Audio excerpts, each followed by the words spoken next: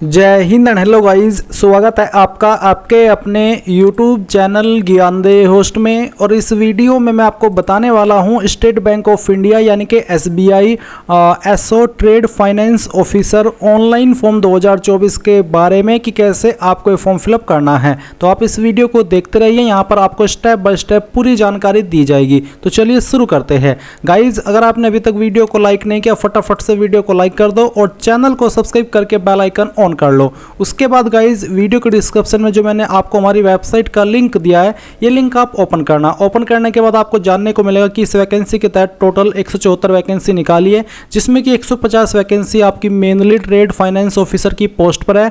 Apply करने के लिए bachelor degree in any stream and certificate in forex by IIBF, साथ ही 2 ईयर एक्सपीरियंस, एज लिमिट 23 से 32 साल।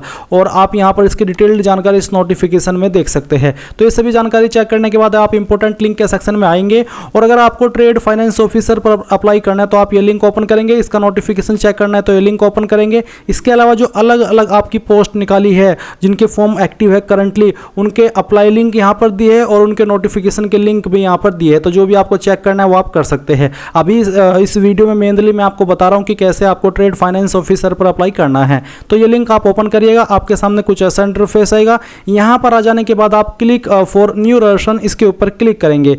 इसके ऊपर क्लिक करने के बाद में गाइज आपके सामने ये वाला इंटरफेस आएगा। अब आपको यहाँ पर कंटिन्यू करना है। कंटिन्यू करने के बाद आप सबसे पहले आपका जो फर्स्ट नेम है वो एंटर करेंगे, इसको दोबारा डाल करके वेरीफाई करेंगे। आपका मिडिल नेम डालेंगे, नहीं है तो खाली छोड़ देंगे। और फिर आपको आपका लास्ट नेम डालना है। लास्ट नेम को आपको दोबारा डाल करके वेरीफाई करना है। आपकी मदर का फुल नेम डालिएगा। फिर आपको आपका मोबाइल नंबर डालना है, उसको दोबारा डाल करके वेरीफाई करना है। आपकी ईमेल आईडी डालनी है, ईमेल आईडी को दोबारा डाल करके वेरीफाई करना है। ये सिक्योरिटी कोड डालना है और सभी जानकारी को चेक करते हुए रजिस्टर के ऊपर क्लिक करना है। नाउ गाइज आपकी ईमेल और नंबर के ऊपर एक OTP गया होगा, कोई भी एक OTP यहाँ पर डाल दे और सबमिट के ऊपर क्लिक कर दे। सबमिट के ऊपर क्लिक करने के बाद में जो आपका रजिस्ट्रेशन है वो यहाँ पर कंप्लीट हो जाएगा और आपके सामने ये वाला इंटरफेस आएगा, जैसे कि आप वीडियो में देख सकते हैं। आप इसके कंटिन्यू के ऊपर क्लिक कीजिए एंड देन अब आपको यहाँ पर कुछ और जानकारी देनी है, जैसे कि पोस्ट। तो आपकी ट्रेड फाइनेंस ऑफिसर है, इसको आप सिलेक्ट कर ले।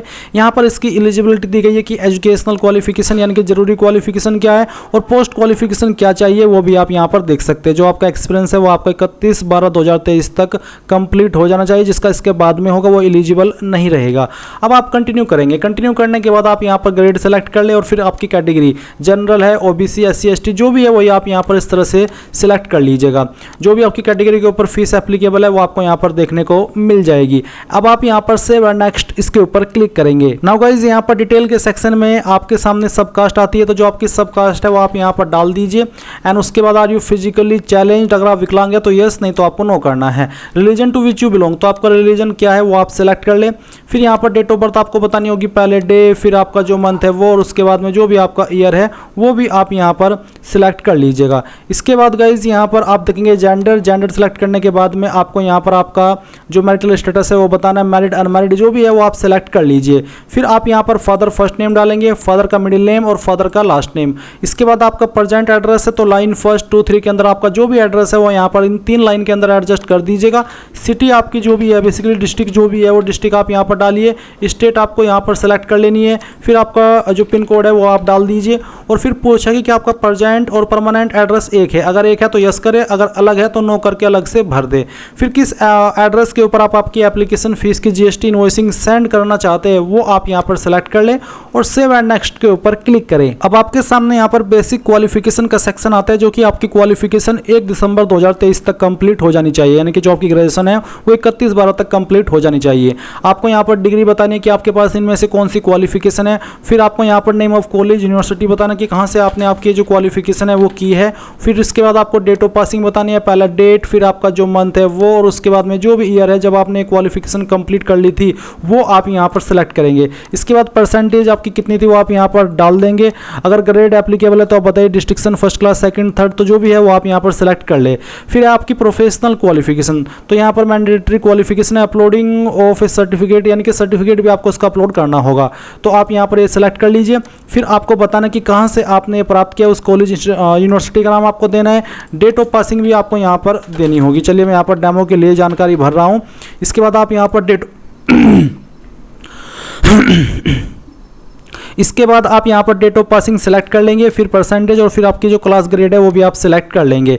इसके बाद यहाँ पर एज ऑन, तो certificate of documentary credit specialist, इसमें से आपके पास क्या है जो भी है वो आप यहाँ पर टिक कर दीजिए। अगर तीनों है तो आप तीनों के ऊपर टिक कर सकते हैं, कोई एक है तो आप एक के ऊपर भी टिक कर सकते हैं। I do not possess any of the mention, अगर आपके पास ऊपर कोई भी नहीं है सर्टिफिकेट या क्वालिफिकेशन तो आप इसके ऊपर सेकंड वाले के ऊपर टिक करेंगे। Do you possess eligibility qualification essential eligibility criteria, यानी कि जो जरूरी क्वालिफिकेशन है इस पोस्ट पर अप्लाई करने के लिए, जैसे कि एज, क्वालिफिकेशन, स्पेशल स्किल, क्या वो आपके पास है तो आप इसमें यस कर दीजिए। फिर पोस्ट क्वालिफिकेशन एक्सपीरियंस की जानकारी आपको यहाँ पर देनी है। अगर आप प्रेजेंटली वर्क कर रहे हैं तो यस करिए, नहीं तो आपको यहाँ पर नो करना है। फिर आपको नेम ऑफ एम्प्लॉयर, यानी कि जहाँ पर आप कार्यरत थे उस बैंक का नाम या फिर उस इंस्टीट्यूट का नाम, जहाँ पे भी आपने काम किया वो यहाँ पर आपको देना है। डेजिग्नेशन, किस पोस्ट पर रह करके आपने काम किया वो आप यहाँ पर लिखेंगे और यहाँ पर वो आपको डेट सेलेक्ट करनी है जब आपने जॉब ज्वाइन की थी, और 2 में वो आपको डेट सेलेक्ट करनी है जब तक आपने काम किया था। नेचर ऑफ ड्यूटीज, किस तरह का काम करते थे उसके बारे में थोड़ा शॉर्ट में यहाँ पर बता दीजिए, और इसके बाद क्यों आपने जॉब छोड़ी उसका कोई रीजन आप यहाँ पर दे दीजिए, और फिर ऐड एम्प्लॉयर इसके ऊपर क्लिक कीजिए। इसके बाद अदर डिटेल में यहाँ पर जैसे कि लैंग्वेज आपको कौन कौन सी आती है वो लैंग्वेज आप लिखिए और बताइए कि मुझे पढ़नी आती है, लिखनी आती है और बोलनी आती है। सेकंड लैंग्वेज जो आपको आती है वो आप यहाँ पर लिखेंगे, और इसके बाद में यहाँ पर बताएंगे कि मुझे पढ़नी, लिखनी और बोलनी आती है। कोई तीसरी लैंग्वेज भी आपको आती है वो भी आप यहाँ पर लिख दीजिए, और उसका जो स्टेटस है वो भी आप यहाँ पर बता दीजिए। फिर फ्रॉम वेयर, आपको इस वैकेंसी के बारे में कहाँ से पता चला, जो portal, professional association, social media, तो जहाँ से भी पता लगा वो आप यहाँ पर सेलेक्ट कर ले, और कौन सा जो पोर्टल है वो आप बताइए, अगर इसमें है तो वो, नहीं तो आप यहाँ पर कोई एनी अदर भी सिलेक्ट कर सकते हैं। अगर आप ये देख रहे हैं कि यार मुझे पता किसी और पोर्टल से लगा और यहाँ पर उसका ऑप्शन नहीं है तो मैं क्यों इसको यहाँ पर प्रेफरेंस दूँ, इसलिए आप एनी अदर भी सिलेक्ट कर सकते हैं या फिर सोशल मीडिया भी सिलेक्ट कर सकते हैं। इसके बाद आप सेव एंड नेक्स्ट के ऊपर क्लिक करेंगे। गाइज यहाँ पर मैं आपसे माफ़ी चाहूँगा कि मैं आपको आगे का प्रोसेस इस फॉर्म का नहीं दिखा सकता, वो इसलिए क्योंकि गाइज यहाँ पर आप देख सकते हैं कि जब मैं जानकारी भर रहा हूँ, जबकि मैं ये फॉर्म डेमो के लिए भर रहा हूँ और मैंने पीछे भी इसमें डेमो के लिए इन्फॉर्मेशन भरी है, पर यहाँ पर जब मैं पोस्ट क्वालिफिकेशन वर्क एक्सपीरियंस में जानकारी भर रहा हूँ एक्सपीरियंस की डेमो के लिए, तो उसके बावजूद सभी ऑप्शन फिल्ड है जो ऑप्शन फिल करने के लिए बोले हैं, पर फिर भी यहाँ पर इस तरह से एरर आ रहा है। चलिए इसका एरर का तो मैं एक तरीके से कह सकता हूँ कि मेरी तरफ से कोई गलती हो रही होगी, पर यहाँ पर जो अदर लैंग्वेज का ऑप्शन है इसमें मैंने यहाँ पर इंग्लिश डाली है, हिंदी डाली है, उर्दू डाली है, और जब मैं इनके ऊपर टिक कर रहा हूँ तो ये टिक करने के बाद भी यहाँ पर एरर आ रहा है कि आप इसको टिक कीजिए। तो मुझे समझ में नहीं आ रहा है कि ये क्या एरर है, इसलिए मैं आपसे माफ़ी चाहता हूँ कि मैं आपको आगे का फॉर्म नहीं दिखा सकता।